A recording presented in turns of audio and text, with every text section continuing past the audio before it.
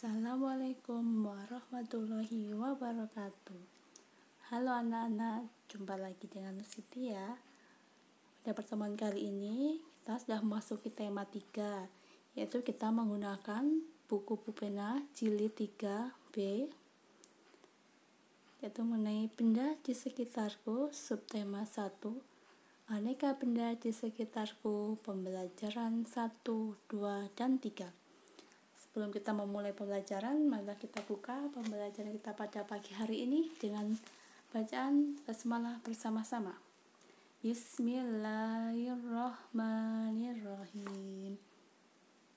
Oke, yang pertama yang kita akan pelajari adalah menemukan informasi tentang benda-benda di sekitar.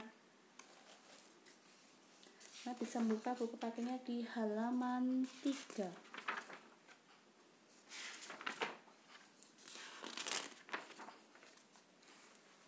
Menemukan informasi tentang benda-benda di sekitar.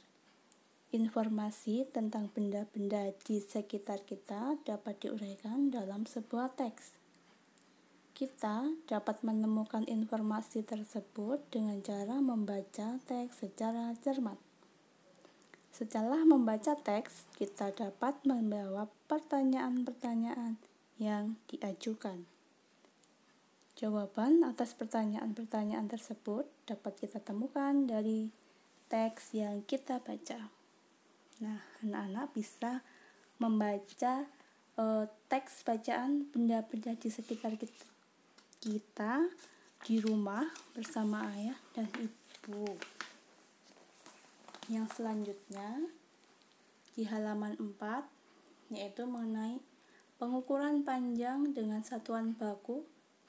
Di situ ada penggaris, meteran roll kecil, meteran pita atau meteran kain, dan meteran roll besar.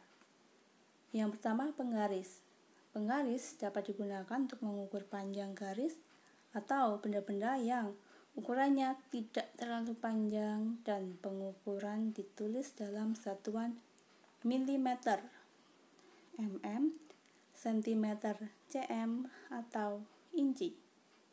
Yang kedua, meteran kain atau meteran pita. Ini dapat digunakan untuk mengukur bahan atau kain atau anggota tubuh yang sifatnya lentur. Karena sifatnya yang lentur. Hasil pengukuran dapat ditulis dalam satuan sentimeter atau meter. Yang ketiga, meteran roll kecil. Nah, ini biasanya digunakan oleh tukang kayu atau pekerja bangunan karena bentuknya yang kecil sehingga mudah untuk dibawa. Selanjutnya, meteran roll besar. Ini juga digunakan oleh pekerja bangunan untuk pengukuran tanah. Selanjutnya, alat musik ritmis. Alat musik ritmis adalah alat musik yang tidak memiliki nada. Biasanya digunakan sebagai pengiring tambahan pada lagu dan mengatur irama pada musik. Cara memainkannya dengan dipukul atau digoyang. Alat musik ritmis dibedakan menjadi 2, yaitu alat musik ritmis tradisional dan alat musik ritmis modern. Contoh alat musik ritmis tradisional yaitu gendang, tamborin, dan tifa. Contoh alat musik ritmis modern yaitu triangle, drum, dan cymbal. Alat musik ritmis juga dapat dihasilkan dari bunyi anggota tubuh, misal tepuk tangan, hentak kaki, tepuk paha, dan bersiul. Jadi mengenai alat musik ritmis.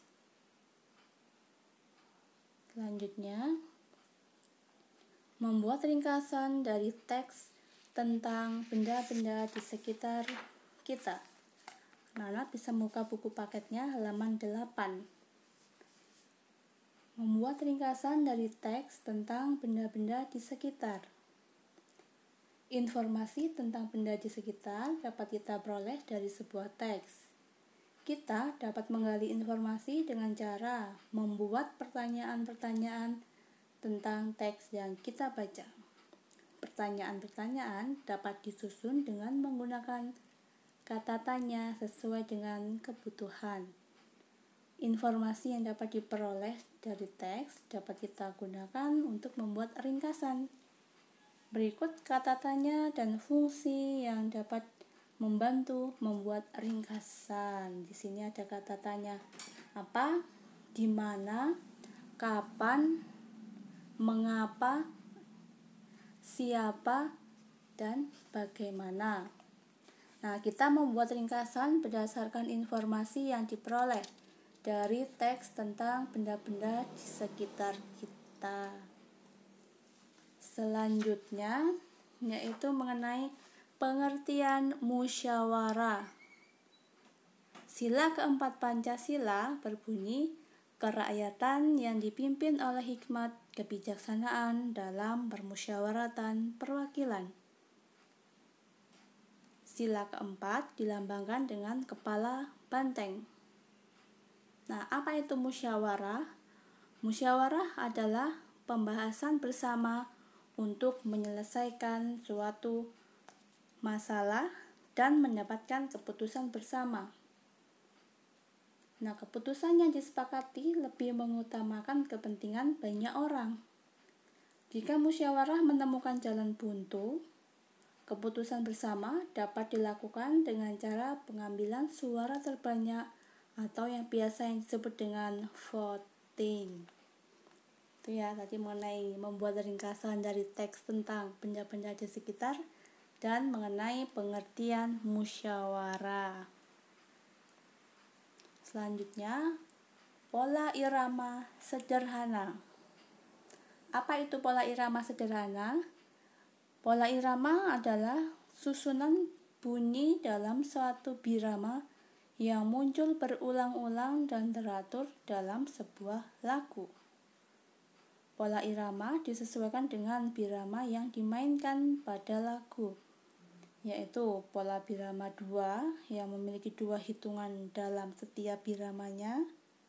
Birama 3 memiliki 3 hitungan dalam setiap biramanya, dan yang terakhir birama 4.